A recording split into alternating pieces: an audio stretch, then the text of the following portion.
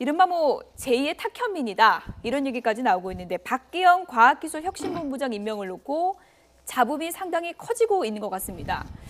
황금박쥐 부활이다 뭐 이런 비판까지 나오고 있는데 어떻게 보십니까? 일단 인사에 몇 가지 원칙들이 있었어요. 예. 이 정부에서는 뭐 5대 공직 배제 기준, 그건 벌써 이제 물 건너간 지는 오래됐는데요.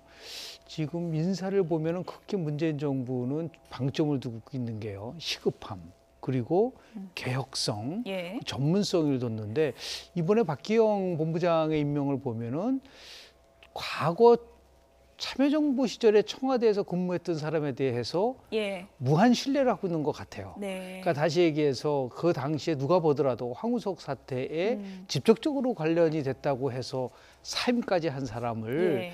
다시 이렇게 임명한다는 것은 상식적으로 보면 굉장히 납득하기 어려움에도 불구하고 대통령을 포함해서 현 정부가 갖고 있는 가장 큰 착각 중에 하나가 자신들이 도덕적 우월성이 있다는 확신하고 있는 것 같아요. 그러니까 이런 것에 이제 기반을 해서 정말 비난에도 불구하고 임명을 하지 않았나 생각을 합니다.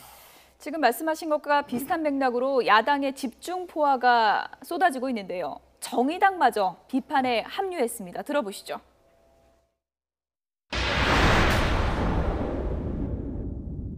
노무현 정부 때 근무했던 청와대에 근무했던 사람이나 정부에 근무했던 사람들은 무조건 기용되는 소위 노무현 하이패스, 노무현 프리패스 인사를 지적하지 않을 수가 없습니다. 수첩 인사보다 훨씬 더하면 더했지 덜하지 않은 안면 인사.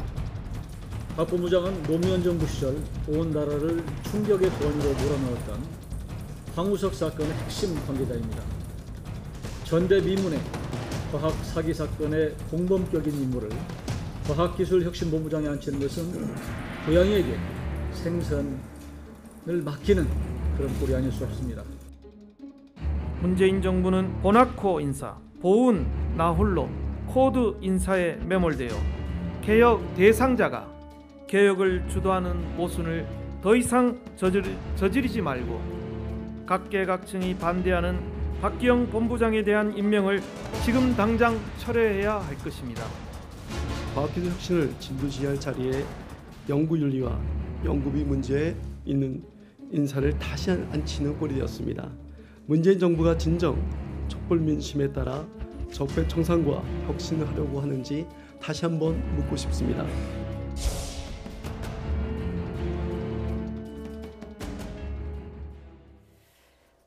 네, 정부 여당에서는 속으로 이럴 것 같습니다. 정의당마저 이러다니 할 것 같은데 노무현 프리패스다 이런 얘기까지 나왔어요? 그러니까 예. 지금 노무현 정부 시기에 청와대에 근무했던 사람들은 지금 문재인 대통령이 집권한 다음에 거의 정말 무한정한 애정을 가지고 지금 다 보훈 인사 비슷하게 하고 있다는 지금 야당의 날카로운 지적인데요. 예. 왜냐하면 지금 이 박 보좌관도 사실은 노무현 정부 때 과학기술 보좌관을 했었고 그 과학기술 보좌관 재직 당시에 황우석 사태라는 대한민국이 정말 전 세계에 망신을 받았던 그런 큰 사건에 연루됐던 예. 정치적 책임을 졌던 사람이거든요. 그럼에도 불구하고 이번에 또다시 문재인 당시 민정수석 때 같이 과학기술 보좌관으로 일을 했던 그 당시에 안면이 있었던 사람이기 때문에 그 많은 논란에도 불구하고 이번에 차관급의 인사에 지금 임명을 한 거거든요. 예. 저는 이것이 아까 우리 앵커께서 제2의 탁현민이라고 이야기했는데 탁현민 사건과 비슷한 이유가 뭐냐면 두 가지가 있는데 하나는 예.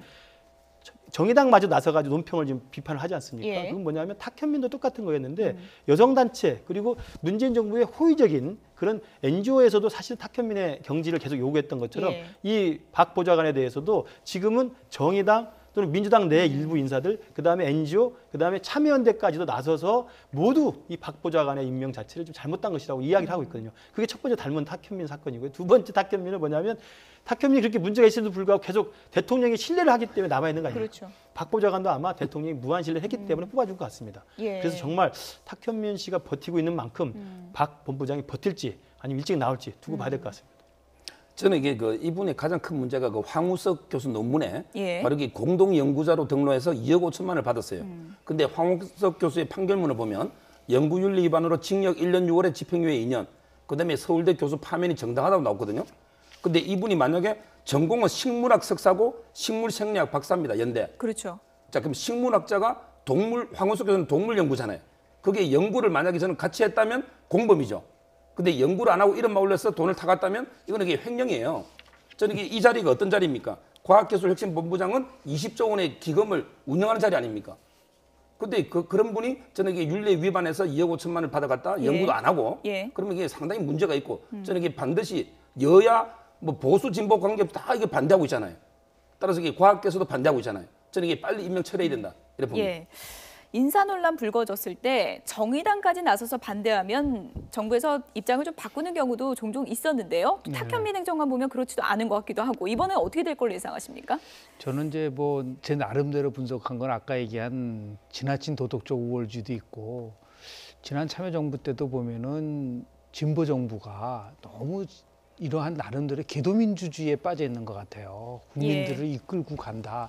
선의의 의지를 갖고 있는 대통령이 이끌면 무조건 따라와야 된다는 부분들이 있고 마지막으로는 야당에 대해서 절대적으로 부신하고 있는 것 같아요.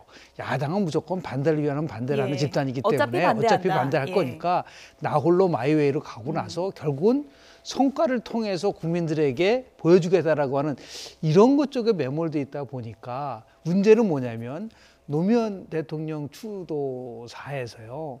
문재인 대통령이 뭐라냐면 이제는 다시 실패하지 않겠습니다라고 얘기를 했는데요. 예. 역대 정부 실패의 시작은 인사 실패에서 시작했었다.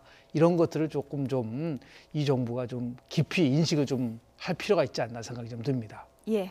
어쨌든 야 사당, 정의당까지 나서서 쓴소리를 내뱉고 있는 그런 상황인데요. 박기영 교수의 앞으로 행보 또 청와대 어떤 결정 내릴지 좀 지켜보도록 하겠습니다.